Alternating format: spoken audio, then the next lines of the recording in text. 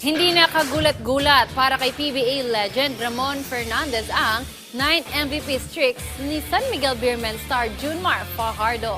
May report si Jamaica Bayaka.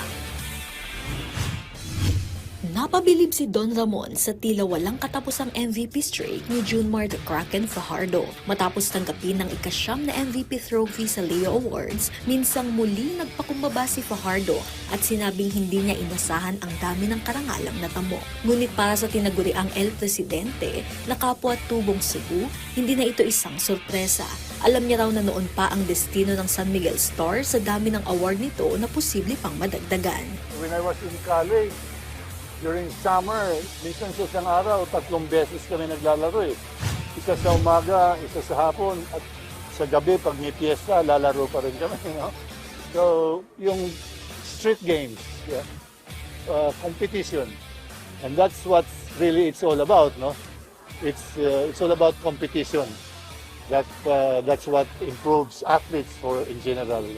I'm not surprised na umabot siya ng ganito. And he works very hard. Dagdag pa ni Fernandez, posibleng abutin pa ni Fajardo ang ika-10 MVP basta alagaan lang ang katawan sa edad na 35. Avoid injuries. That was the only factor that I saw that will hinder him from getting all these awards. No? Injuries. No? So, isa doon yung weight, control ng weight niya. Because as you get older, bibigay ka agad yung tuhod, no? And all that. Isa pang record na inaasahan ng basketball legend na malalampasan ng 6'10" big man ang 19 championships na hawak niya sa kasalukuyan.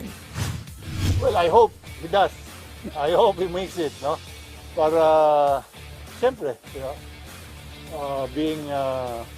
coming from Cebu, the Cebu product of the Cebu League also, we're all proud of him.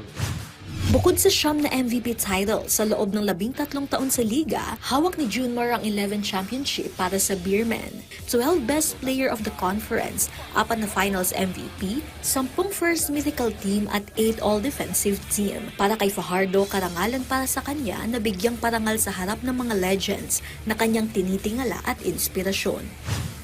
Sila yung nag-set ng standard sa PBA, yung kung paano laruin ang PBA, yung mga awards, yung MVP, sila yung nag-set ng standard. So yun, kami, tagasunod lang kami. So kami, kung pwede, taas pa namin yung bar ng label sa PBA para sa next generation.